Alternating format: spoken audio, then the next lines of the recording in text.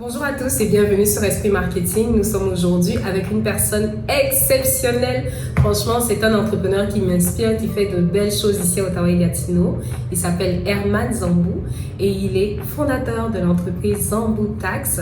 Et je vais le laisser se présenter pour qu'il vous dise ce qu'il fait.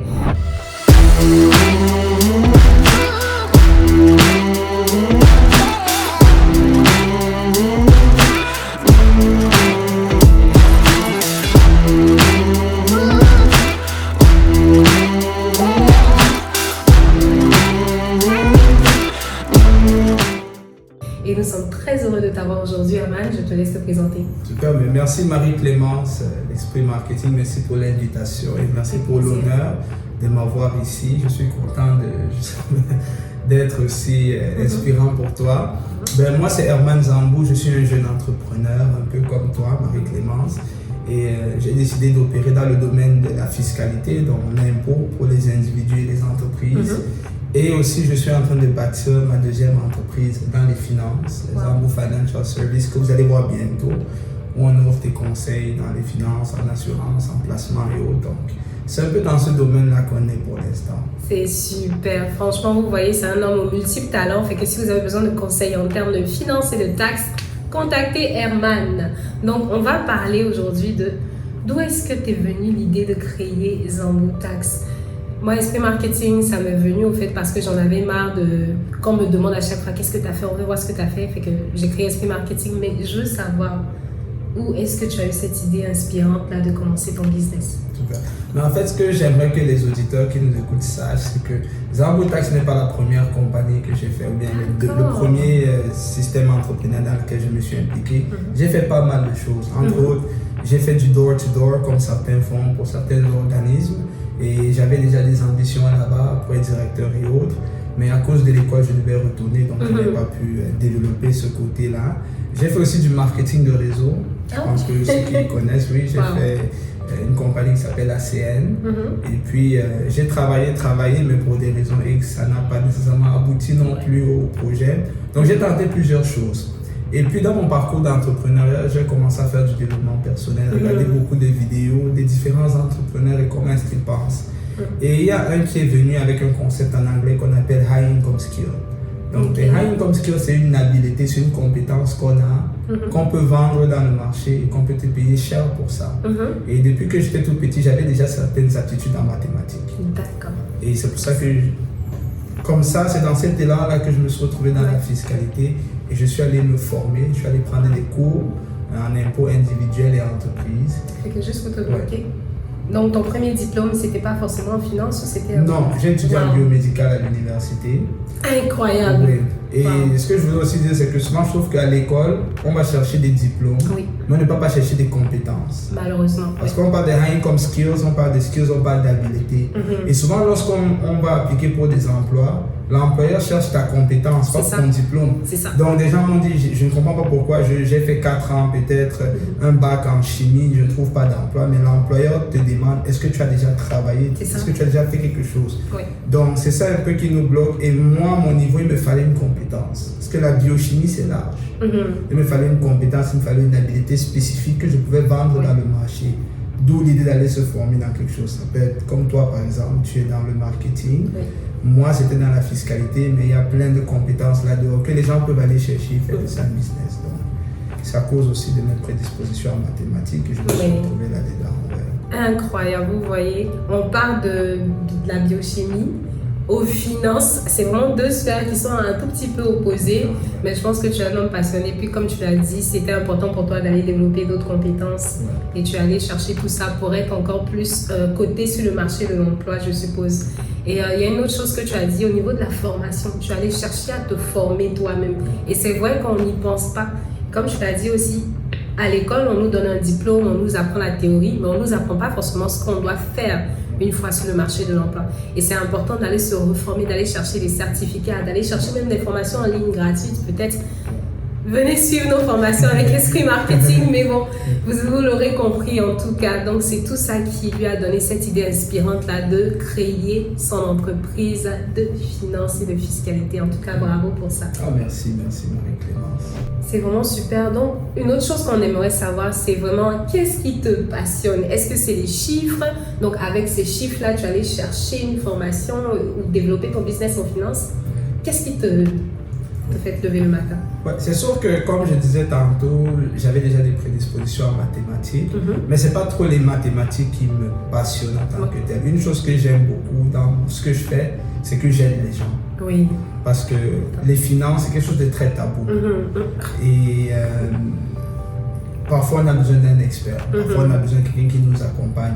Et moi, ça me fait plaisir lorsque je prends quelqu'un dans une situation difficile qu'il avait dans la vie et qu'après 1 heure de temps avec moi, 2 heures de temps avec moi, il est complètement débloqué. Oui. Moi, c'est une chose que j'aime beaucoup. J'aime beaucoup avoir un impact dans la vie des gens. Et moi, c'est à travers les finances que j'aime faire ça. C'est quelque chose que j'aime beaucoup. Et bien sûr, faire l'argent aussi. J'aime bien. Ben voilà. Qui n'aiment pas ça. Donc, on fait de l'argent en aidant les gens. Surtout dans le domaine des finances. Et je pense que c'est très, très gratifiant à la fin de la journée. En tout cas. Non, mais c'est super. Franchement, aider les autres, ça aide toujours. Ça nous revient toujours de façon positive et fait que tu as bien choisi ton domaine, en tout cas. Donc, autre chose qu'on aimerait savoir aussi, c'est qu'est-ce qui t'inspire? Est-ce que tu aurais des modèles d'entrepreneurs, d'écrivains ou bien même de personnes qui évoluent dans le domaine professionnel qui t'inspirent et que dont tu aimerais miroiter le succès? Ouais. J'inviterais les gens qui aiment beaucoup écouter les vidéos sur YouTube. Allez chercher un monsieur qui s'appelle Dan Lok. C'est un Asiatique, il est à Vancouver. Un homme très très succès, fait beaucoup de millions de dollars par année. Et c'est lui qui m'a inspiré par rapport à income skill. Donc aller chercher une habilité qui nous paye cher. Il en parle beaucoup dans beaucoup de ses vidéos, Dan Lok. Un autre entrepreneur qui m'inspire beaucoup, qui est de mon pays, Dr Claudel Noubissi. Pour les Camerounais peut-être qui écoutent les vidéos, vous le connaissez par une des choses qu'il dit beaucoup dans les vidéos, on ne pleure pas, c'est interdit de pleurer. Comme quoi, pour dire que dans l'entrepreneuriat, il y a des moments difficiles, il y a des moments de challenge. Je pense que toi-même, je sais que tu en as pas mal goûté, mais il dit que c'est interdit de pleurer. Parce que lorsqu'on célèbre tout seul, on ne doit pas pleurer. Donc ça, c'est 2 de mes modèles que j'écoute beaucoup. Bien sûr, il y en a plein d'autres. Grant Cardone, Tony Robbins, beaucoup de gens, il y en a beaucoup, il y en a énormément. Et j'essaie de prendre un peu. Il y a aussi bien sûr des pasteurs aussi qui m'inspirent parce que je suis chrétien, donc pasteur Marcelo. Il y en a plein qui m'inspirent. T.D. Jakes, qui en tirent des bonnes choses. Et on essaye de faire une soupe avec. Donc on prend un peu là-bas, on prend un peu ici, on prend un peu là-bas, on prend un peu ici. Et puis on fait quelque chose de bien avec. C'est tellement intéressant ce que tu dis. Et je sais que moi, ces derniers temps, je dis aux gens, quand il y a une formation, lorsqu'il y a une vidéo, un tutoriel ou une conférence à laquelle je dois participer, j'y vais, même si c'est des choses que je connais déjà. Pourquoi? Parce que je sais qu'il y a au moins une phrase ou une chose qui va être dite de façon différente, qui va m'impacter, me permettre d'apprendre une chose et de me développer encore plus. Fait que oui, j'ai pas juste une personne qui m'inspire, mais c'est différentes personnes dans différents domaines. En termes d'écriture, il y a Tomi Adesola, que j'aime beaucoup. Elle aussi, elle a écrit des livres en termes de finances personnelles. Elle a développé un concept qui s'appelle Clever Girl Finance, comment sortir des dettes et puis comment créer de la richesse pour soi-même. Fait qu'elle m'inspire beaucoup. Et en termes d'entrepreneuriat, d'impact dans la communauté et de féminisme, bien sûr. Il y a Marthe Karine, elle est camerounaise, pardon, je l'admire, cette dame-là, j'écoute toutes ses vidéos, j'ai l'impression qu'on a à peu près le même parcours. Puis en termes de marketing, il y a beaucoup de personnes, que ce soit Gary Vee, que ce soit... Gary Vee. Franchement, il est juste incroyable. Gary Vee ou d'autres personnes. Et puis en termes de motivation personnelle, il y a un dont j'ai oublié le nom, oh mon Dieu. C'est un Français. Comment est-ce... En tout cas, je vous dirai le nom une prochaine fois. Mais au fait, tu as raison. Il faut vraiment aller chercher un peu partout pour pouvoir être nourri et faire une bonne soupe et voilà, continuer de grandir. C'est ça. Donc, parce que la soupe, c'est plein de choses. C'est la tomate, les oignons, le sel et tout. Donc, quelqu'un va donner la tomate, d'autres va te donner l'oignon, et ainsi de suite. Exactement. Tu mets tout ensemble. Donc, c'est ça. Il Exactement. faut avoir plein de leaders qu'on suit. C'est une bonne chose. Petite question. Par rapport à ça, en tant que Camerounais, est-ce que Philippe Simo, c'est quelqu'un? Oui, je le suis aussi. C'est juste que parfois, on suit tellement des gens que c'est les grosses têtes qui reviennent. Oui, Philippe Simon investir au pays. Oui, je le suis beaucoup parce que actuellement, je suis en train de bâtir mes 2 entreprises, Zambo Tax et Zambo Network. Donc, présentement, oui, c'est sûr que je suis plus vers des gens qui vraiment sont en train de bâtir des entreprises. Mais d'ici 5 à 10 ans, je prévois plus être un investisseur. Parce qu'une fois que mes entreprises sont déjà comme je veux qu'ils soient, oui, je peux commencer là à investir. Philippe Simo, c'est quelqu'un que je suis beaucoup parce qu'il dit des choses très intelligentes. Exactement. Parce que l'investissement, c'est un art. Il faut le faire d'une certaine façon.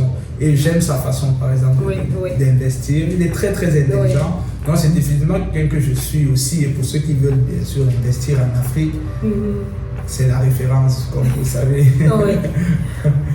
Peux-tu partager avec nous l'erreur que tu as fait en termes de ton business pour que nous aussi on puisse apprendre et qu'on ne fasse pas la même chose? Super, super. Ça, c'est une très très bonne question que tu poses parce que souvent, lorsqu'on parle avec des entrepreneurs, on est toujours concentré sur ce qui est bon, ce qui est bon. Parfois, on ne parle pas des choses qui n'ont pas été si bien que ça, alors que c'est ces choses-là qui vont nous permettre d'aller plus vite et faire mieux.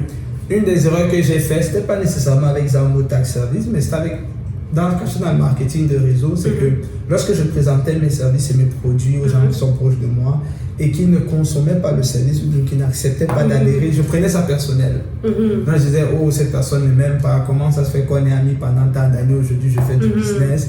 Et vous voyez ces choses qu'on met en ligne, que tout le monde partage aujourd'hui, oh, tes vrais amis, tu les connais lorsque... statut visé, autre. Il faut prendre les choses avec un peu de sagesse parce que avec la sagesse, j'ai compris aussi que c'est traumatisant aussi, un peu d'une certaine façon pour des amis que peut-être vous avez l'habitude de manger ensemble, aller au restaurant et puis tout d'un coup, toi tu viens, tu dis à la personne, oh, tu sais, moi par exemple, je fais les impôts. Il ne te connaît pas comme quelqu'un qui déclare les impôts, il ne te connaît pas comme un photographe professionnel, il ne te connaît pas comme un agent marketing, il ne te connaît pas comme un agent immobilier. Prenez le business que vous faites, vos amis ne vous connaissent pas nécessairement sur cet angle-là. Donc, ça va prendre du temps d'intégrer cette information. Et souvent aussi, ils veulent s'assurer que vous êtes sérieux. Parce qu'il y en a des amis, aujourd'hui, ils vendent les chaussures, demain, ils vendent les habits, demain, ils vendent les assurances, après, demain, ils vendent autre chose. Donc, du coup, les gens aussi se méfient. Mais je me suis un peu assagi lorsque j'ai commencé ma compagnie d'impôts. Ceux qui ne consommaient pas le service directement, je gardais quand même un très bon rapport avec eux. Et qu'est-ce qui s'est passé avec le temps? C'est que ces gens ont commencé à me référer des clients petit à petit. Et certains deviennent maintenant clients parce qu'ils voient que ça fait quand même 3 ans et plus qu'il est dans l'activité. Ça veut dire qu'il est très très sérieux dans ce qu'il fait. Et c'est un peu ça l'erreur monumentale que j'ai fait. Et ça m'a coûté vraiment quelques relations que je pense qu'aujourd'hui auraient pu être encore meilleures si je n'avais pas eu cette immaturité-là. Je pense que c'était juste de l'immaturité entrepreneuriale. Donc, je vous recommande, s'il vous plaît, soyez indulgents avec vos amis. Si vos amis ne consomment pas vos produits, oui, peut-être que ce ne sont pas vraiment vos amis, mais soyez un peu sage dans l'approche. Soyez un peu plus vigilants sur comment vous réagissez lorsqu'on ne consomme pas ton produit directement. Je suis tout à fait d'accord. Tu sais, même avec Esprit Marketing, on organise des événements, on fait plein de choses. Et au début, genre, au premier événement, les amis sont venus. Au deuxième événement, on venait moins. Au troisième événement, là, c'était bizarre. Mais j'ai appris au fait à ne pas leur en tenir rigueur ni quoi que ce soit parce qu'ils ne sont pas obligés. Ils ne sont pas obligés de nous soutenir parce qu'au final, on ne construit pas une entreprise pour que sa famille ou bien ses amis, ses proches deviennent clients. Non, tu veux desservir les autres, la population. Fait que je me dis, ok, eux, ils auraient pu, c'est vrai, servir de personnes qui allaient me permettre de rencontrer d'autres personnes, mais c'est à moi d'aller chercher loin mes clients. Et j'ai appris aussi à ne pas, c'est ça, à ne pas leur en tenir rigueur, à me dire, ok, il faut que j'aille plus loin. Ils ont peut-être fait l'effort de me soutenir la première fois, mais je ne vais pas insister pour qu'à chaque fois ils soient là, ils fassent quelque chose. Non, ce n'est pas leur travail ou c'est ça. Comme tu l'as dit, ils ne me connaissent pas forcément en tant que personne en marketing. Donc, ils regardent de loin, mais peut-être qu'ils ne veulent pas tellement soutenir. Mais il y en a quand même depuis le début, ils sont là. Fait que merci à vous. Mais je comprends tout à fait ce que tu veux dire. Oui, effectivement. Donc, la question suivante, ça va être une question que j'aime beaucoup. Là, on part sur le domaine du marketing, bien sûr. Donc, quelle est ta stratégie marketing? Super. Et je pense que ça, c'est la clé du business. Oui. Parce que lorsqu'on a la compétence, le vrai challenge, c'est se vendre. Oui. Parce qu'il y a beaucoup de gens compétents là-dehors. Lorsqu'on voit dans tous les domaines, que ce soit par exemple les courtiers, j'aime bien prendre les courtiers immobiliers et tout. Il y a beaucoup de gens qui ont la licence, mais pas beaucoup font de l'argent. Il y a beaucoup de gens qui sont dans le domaine des assurances, pas beaucoup font de l'argent. Il y a des gens qui sont dans le marketing, pas beaucoup font de l'argent. Donc, moi j'aime beaucoup cette question parce que c'est là où on va vraiment régler le problème pour beaucoup d'entrepreneurs qui nous écoutent. Je crois que ça peut peut-être leur décanter dépendamment de ce qu'ils font déjà. Donc moi, la première chose que je fais lorsque je démarre une entreprise, je l'ai appris dans le marketing de réseau. Je prends mon téléphone, on a tous une liste de contacts et ça c'est pour vous qui vous plaignez peut-être que vous n'avez pas de clients. Je vais dans ma liste de contacts, comme là, et j'appelle tout le monde de A à Z.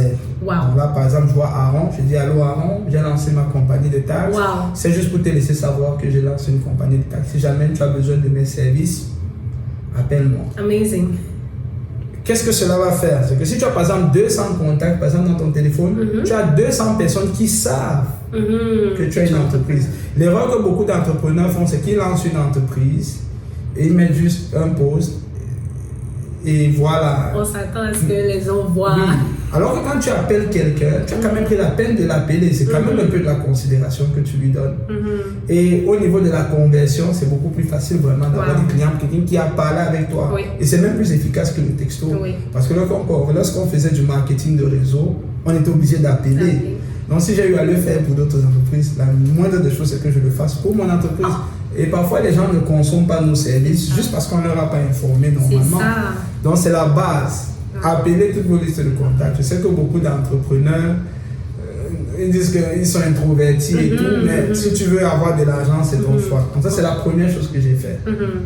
Maintenant, la deuxième chose que j'ai fait, c'est là où je suis allé un peu plus sur les réseaux sociaux. Parce que pour moi, les réseaux sociaux me permettaient d'abord de cimenter d'abord l'information. Donc, je t'appelle et tu me vois sur les réseaux. Tu es comme, ok, Herman, là il se publie partout dans le monde. C'est-à-dire qu'il est sérieux avec ce qu'il fait. Et les réseaux sociaux, c'est aussi une façon pour moi d'aller toucher d'autres clientèles. J'ai essayé un peu de payer des ads et tout. Bon, pour moi, personnellement, ce n'était pas la chose la plus efficace. Parce que ce que j'aime pas, par exemple, avec beaucoup, que ce soit Facebook Ad ou Instagram Ad, moi je suis pas un professionnel là-dedans, mais c'est qu'on te dit, par exemple, que 1000 personnes ont vu ta publication, mais tu ne connais pas qui sont ces 1000 personnes. C'est ça. Donc, du coup, tu te dis, mais attends, ça me sert à quoi finalement? Parce qu'à la fin, il faut quand même que. Par rapport à ça, c'est pour ça que tu as besoin d'une experte du marketing digital. Voilà. Mais bon, on en reparlera. C'est ça. Donc, c'est ça un peu que j'aimais moins. Et une autre chose que j'ai commencé à faire maintenant, c'est que j'organise des conférences. D'accord. Que je suis dans les finances, donc j'organise des conférences gratuites. Et les gens, ils viennent. Et puis, je leur forme, par exemple, principalement, c'est sur le crédit que je fais actuellement. Donc, du coup, qu'est-ce que ça fait? Ça donne un peu de la notoriété dans la ville au niveau des finances. On le connaît. Et je me dis, ben, si je te donne une information gratuite qui t'aide vraiment dans la vraie vie, tu vas dire, ok, ce gars, il est crédit. Donc, c'est un ensemble de choses comme ça que je fais maintenant. Là, j'ai déjà fini avec le téléphone, c'est les conférences. Autre chose que je fais aussi, je demande des références. Voilà. Parce que souvent, lorsqu'on a un client, on sait le client et on dit bye bye. Il te dit merci, vraiment, j'ai été bien servi. Prenez la peine quand même de dire au client, mais écoute, ben, j'espère que tu as aimé, oui, ok, tu as aimé. Bien sûr, s'il n'a pas aimé, ça ne sert à rien, mais s'il a aimé le service, tu lui dis, ben, juste si jamais il y a des gens autour de toi qui ont besoin de services, appelez-moi. Et je peux vous dire que je fais autant de clients en référencement que de clients existants. Ça veut dire que si pendant une saison d'impôt, j'ai 400 clients, 200 vont être du référencement et 200 vont être des clients existants. Juste parce que j'ai demandé.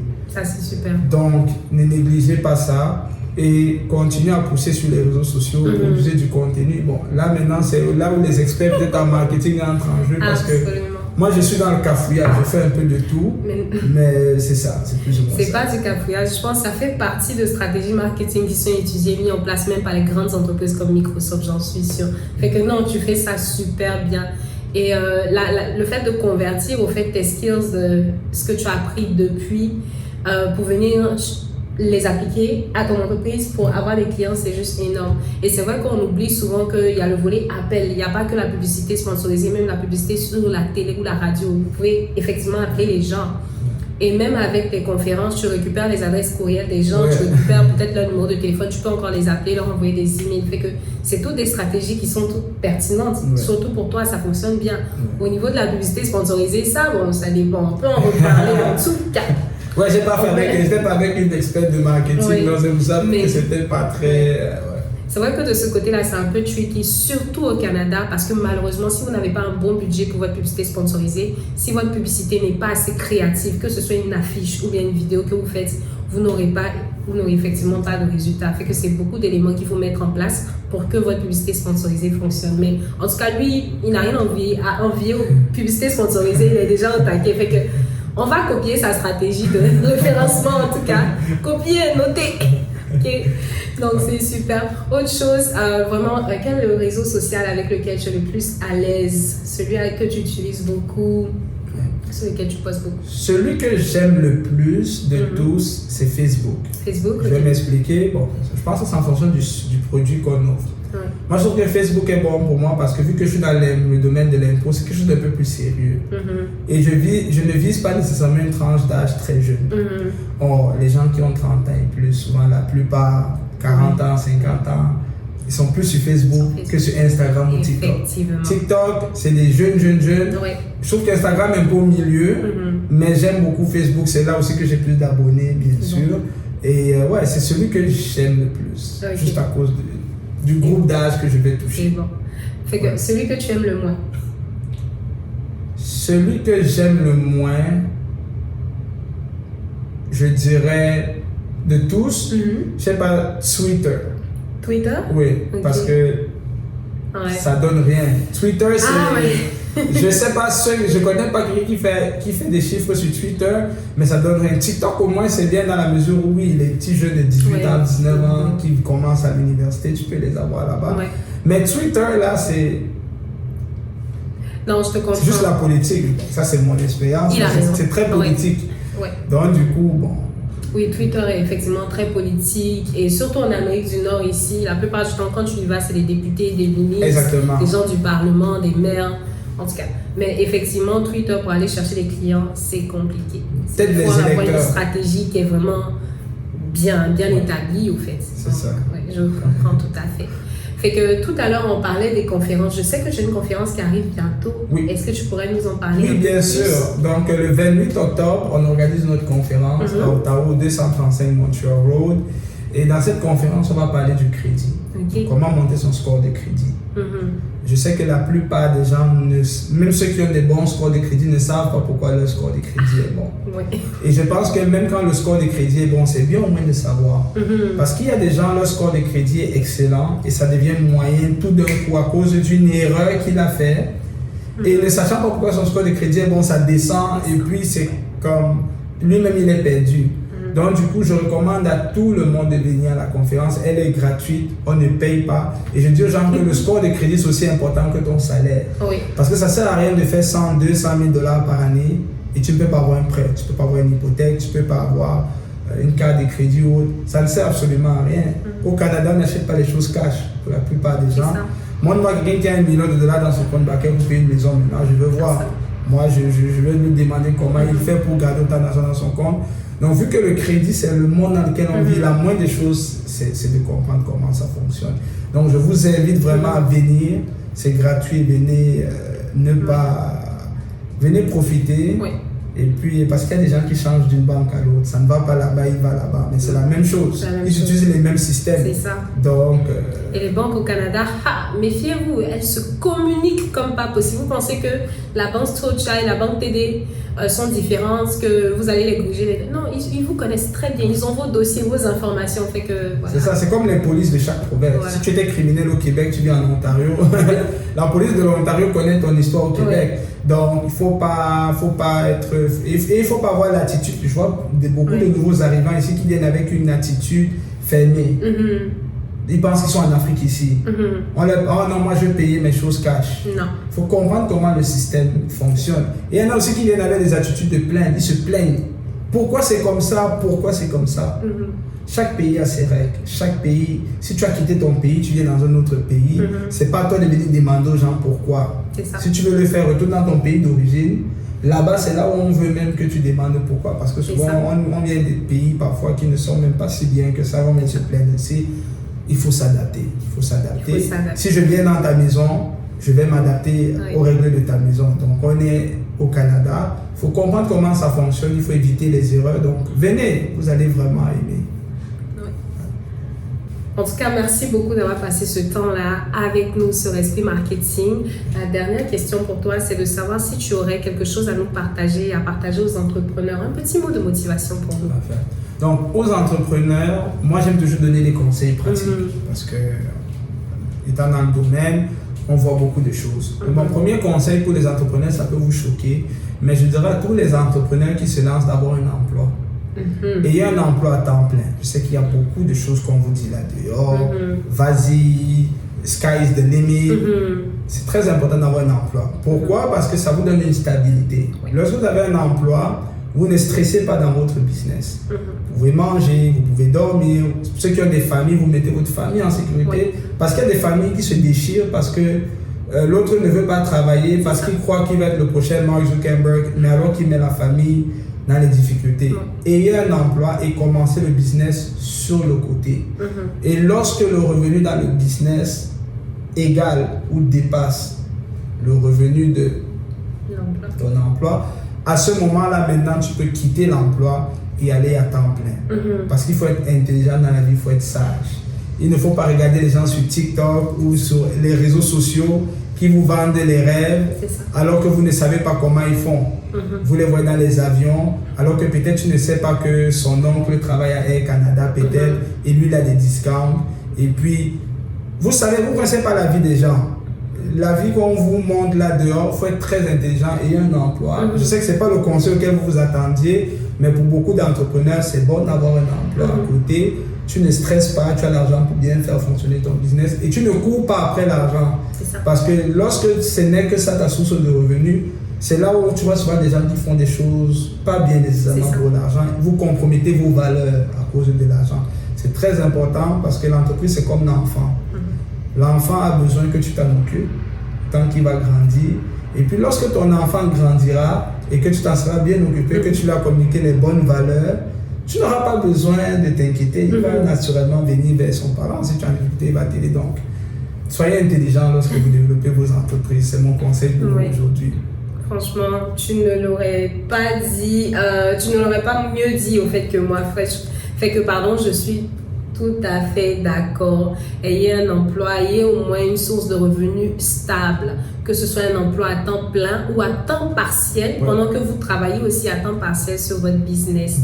En tout cas, merci beaucoup Herman. Avant de nous quitter, on va te demander où est-ce qu'on peut te retrouver sur Instagram, Facebook? Oui, donc si vous allez sur Facebook, vous tapez Zambo Tax Service, vous allez voir ma page Facebook. Même chose sur Instagram, même chose sur TikTok. Au niveau de l'autre compagnie, présentement, c'est Zambo Network Inc. que vous allez voir. Mais là, je vais changer le nom. Je suis en train de travailler pour changer le nom de l'entreprise. Ça devrait être Zambo Financial Service que vous allez voir en ligne. Et puis, c'est plus ou moins là. Sur toutes les pages, on est Instagram, TikTok, LinkedIn. Je suis sur LinkedIn aussi. Facebook, Twitter aussi. Je suis juste allez vous abonner. Et si vous avez des questions, écrivez-moi, ça va me faire un plaisir de vous répondre. Super. En tout cas, un grand merci à Herman qui nous a accordé un peu de son temps pour nous instruire, nous parler de son parcours. Puis on te souhaite bon succès et on se dit à vous autres la prochaine fois. Puis si vous n'êtes pas encore abonné à la chaîne, abonnez-vous. Nous devons atteindre les 500 abonnés avant la fin de l'année. Allez-y, abonnez-vous. Puis on se dit à très bientôt dans une autre vidéo. Super, abonnez-vous.